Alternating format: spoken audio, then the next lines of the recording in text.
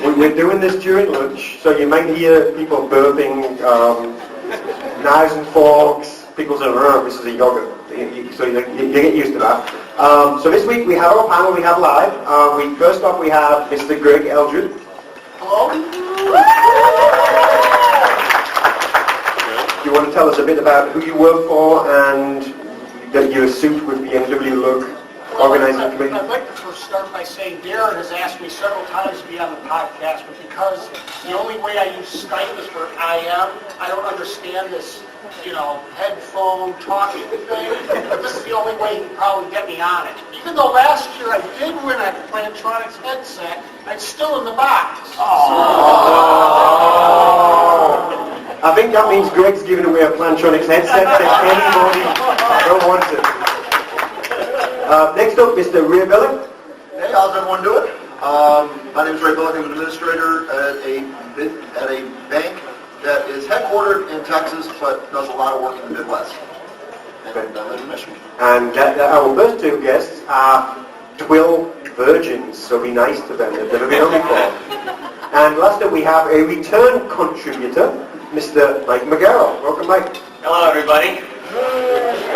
I'm a developer with a company called Zarnowski. We're an exhibit trade services company, and I'm working with Next Pages for a while. And for this conference, I was one of the judges for the Next Pages design contest. All right. Yeah. All right. Thank you to our guests. Oh, okay. So this user group has a significant tilt towards the word social.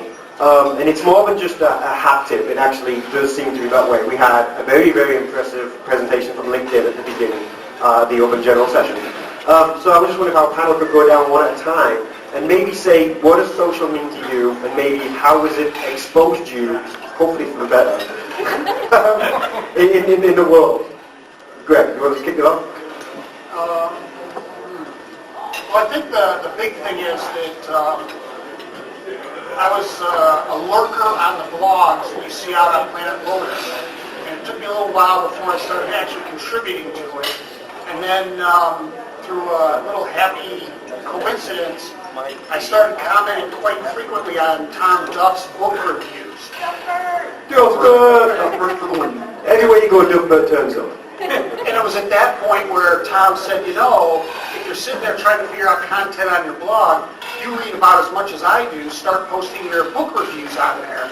And that was great advice. One thing led to another, and now I get free books from any publisher I'm looking for. I got,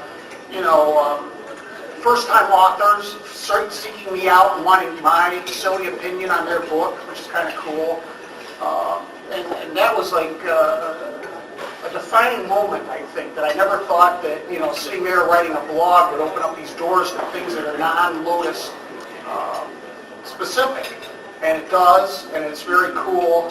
And then with the social aspect of it, I learned more about individuals like you that are out there that are tweeting and stuff. So when I sit down at any particular table, and I don't know, John Head's out there, I can have a conversation about something more on a personal level with him than just say, oh, John, what do you do? I saw you had a tweet on XYZ last week, and then we can have a conversation about that. So like, Greg, I understand you had a horny goat last night. Yes, I did. A couple horny goats, actually. Yeah, you definitely had to follow Twitter to get that comment in the opening general session. And like David said during his LinkedIn presentation, there was no context to that. So when I'm sitting up here, I have to give you the context. And that also explains why my tweets are never linked to LinkedIn or Facebook, because they're always out of context. Greg. I think the biggest part of the social environment for me is the idea of meeting people and knowing people that I've never met before.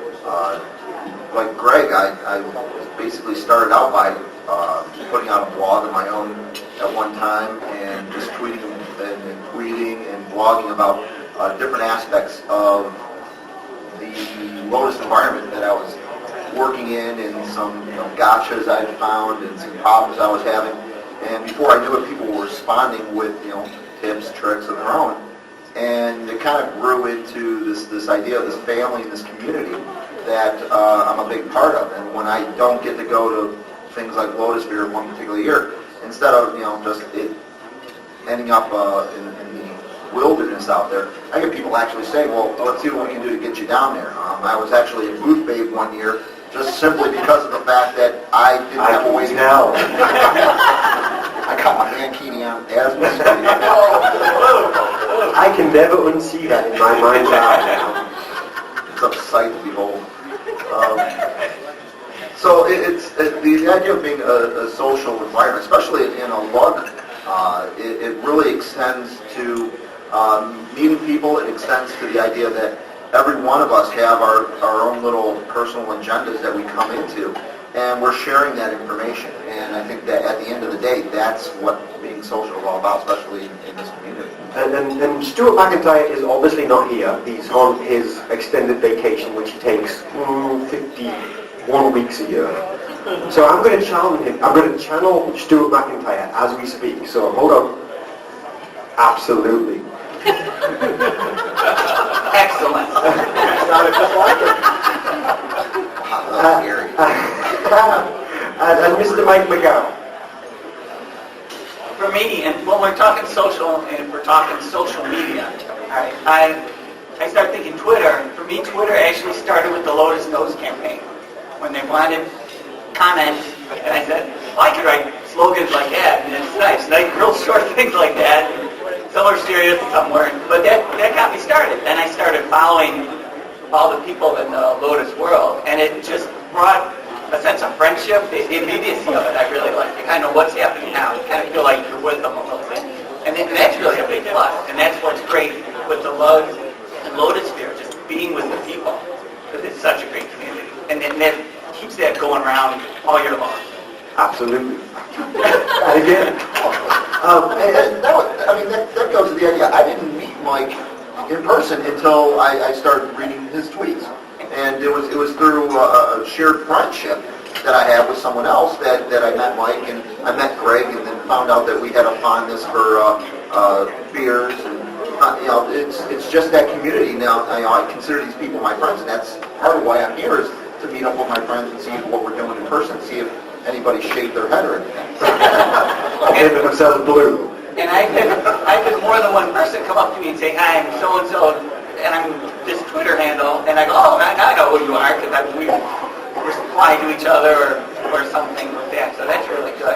And I do have a suggestion for things like LUGs and anyone that manages a Lotus sphere, is start putting Twitter IDs on the badges, because a lot of people have esoteric Twitter IDs, like Redhead47. You're like, what's Bruce? Well, not really, but... and so it makes it a lot easier. You look at someone's name and you don't recognize it, but you do recognize Greyhawk68. You're like, oh, that's John Rowling. And you kind of put them together. And I just think that would be a pretty good idea. And then the other thing I find interesting is today we've been hearing about the 25 and younger generation not having email IDs. And I think it's interesting that an entire room of people here pretty much built a Lotus user group just by using social connections, not for product connections, but social connections. And so I don't think it's necessarily, social is not just a realm for the youngsters who don't have email addresses or, as someone pointed out earlier, jobs. So it's just intriguing for me to see how that happens. And like you said, you walk up to someone that you've never met, you've never actually physically met in real life, yet you know a whole lot about them. And I'm sorry about that. I really shouldn't post some of the stuff that I post. You're not sorry. So the other thing about this is the sense of community. And what I want to do is I want to give a round of applause to everyone here, because today we were able to give $1,000 to, who was it? The Feed America group. And they were able to take that $1,000 and multiply it by 5 meals a dollar or something like that. And turn that into thousands of meals for needy families, and I think that's an excellent thing, and I want to applaud. So is that kudos? That's kudos, yes. Kudos for So I said people were either going to volunteer or be pressed down. So does anyone have a question for the panel, or preferably for Lisa, because she would love to talk for like 20 minutes. So does anyone have a question? Oh, what about your number one fan back here? Oh. I thought you were my number one fan yourself. No, not anymore. We've been married too long. Mary. Do you have a question for the panel?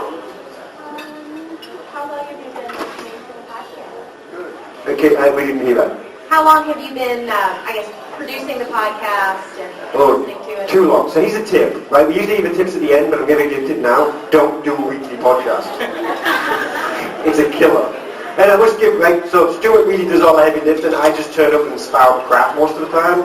So all of the hard work of this podcast is Stuart McIntyre, and I would suggest that if you're in the mood to give, go out to Amazon.com, find his gift list, and send him a gift. He really does put in a whole lot of hours to do this. So I think we've been doing the podcast for 66 weeks, which is a long time. I never thought we'd get to 66. I thought we'd run out of steam after like half an episode. And it turns out if you get 6 people on the Skype chat, they can talk for hours. We have another question. Oh, well, talking for hours. I'm just going to jump over you. Okay. So, all right. And this is, again, another one of your 3 listeners. Can you give your name and company, if you're allowed to give your company? Sure. My name is Art Jasper. I work for Eli's.Cova. And sorry, my question is, Darren, I listen to you on QO, I'd say almost every week, but what company do you actually work for? This has been a running theme along with kudos on the podcast for a while. I actually work for a company called Simplified Technology Solutions, aka STS, out of Atlanta, Georgia. And I'll let Lisa take the rest of that. Yeah, and we do administration mostly, upgrade, some development. Don't dominate historically, but also saving time, quicker connections. And we are building a social practice. So this is part of why we were really interested, even though we're not in the Midwest, in coming to MWLUG, because we saw that there was such a strong social theme. So thank you. The check is in the mail. Any other questions? Carlos has a question. He's going to come up with one by the time I get over to him. How awesome is it, Darren, to get to work with Lisa? So in 2011 panel with Darren, what strides have you guys made in social business, if any, and what impact has it had on your individual brands? Ooh, good question. Mike, do you want to start with you? My company is just starting. The company I work for, it's not mine. Just started going into Twitter, just a little bit on Twitter website. We're not really doing that much in social. Our employees, our salespeople, really are just talking. It's more of a face-to-face contact sort of thing. So we haven't really done anything with that. Internally, we're trying to drive something on our intranet. We're updating it, trying to get people more involved with putting more things online, putting information about themselves online. But it's a culture change that hasn't happened yet.